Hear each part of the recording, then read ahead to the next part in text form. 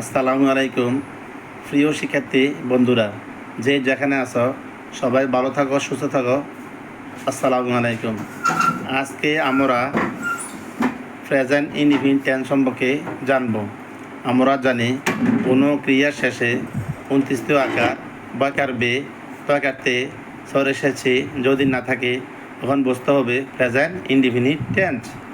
যেমন আমি ভাত খাই, এখানে আমি হচ্ছে সাবজেক্ট, ভাত হচ্ছে অবজেক্ট, খাই হচ্ছে ভার্ব। এখন আমি সাবজেক্ট অর্থ হচ্ছে উদ্দেশ্য, ভাত হচ্ছে অবজেক্ট অর্থ হচ্ছে কর্ম, ভার্ব অর্থ হচ্ছে ক্রিয়া। এখানে খাই হচ্ছে ভার্ব অর্থ হচ্ছে ক্রিয়া। এখন আমি ভাত খাই, এটা কোন টেন্স? যদি কেউ প্রশ্ন করা হয় তাহলে আগে বুঝতে হবে আমাদের ক্রিয়ার শেষ শব্দ খাই লিখতে 29 আকার বয়কার বে তয়কারতে ছয়সাশি কোনো কিছু নাই, সেহেতু তার নাম প্রেজেন্ট ইনডিফিনিট টেন্স। তাহলে আমরা বাংলা ব্যাখ্যাকে টেন্স ছিলাম প্রেজেন্ট ইনডিফিনিট। এখন আমরা এটাকে কি করব? ইংলিশে রূপান্তর করব। শুরুতে আমি ইংরেজি আই, তারপরে বাংলা ব্যাখ্যার শেষ শব্দ খাই ইংরেজি হচ্ছে ইট হচ্ছে ভার্বের মূল রূপ মানে প্রেজেন্ট ফর্ম। তারপর হচ্ছে শেষ শব্দের পূর্ব শব্দ বাংলা ভাত হচ্ছে অবজেক্ট অর্থ কর্ম। তাহলে আমি ভাত খাই, সেটা ইংরেজি হচ্ছে আই ইট রাইস।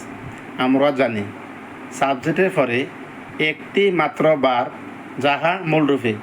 আবারও বলি, সাবজেক্টের পরে একটি মাত্র ভার্ব যাহা মূলরূপে, সেহেতু তার নাম হচ্ছে প্রেজেন্ট ইনডিফিনিট টেন্স।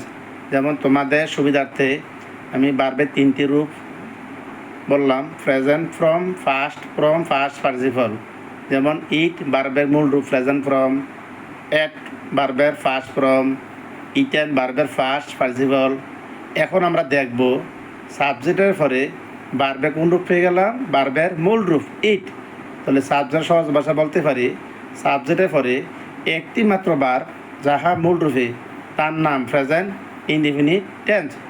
প্রিয় শিক্ষার্থী বন্ধুরা, যদি ভালো থাকে, আমার আজকের ক্লাসটা ভালো লাগে, তাহলে পরবর্তী ক্লাসে দেখার জন্য অনুরোধ করা গেল। ধন্যবাদ সকল কোমলমতি শিক্ষার্থীবৃন্দদেরকে। আসসালামু আলাইকুম।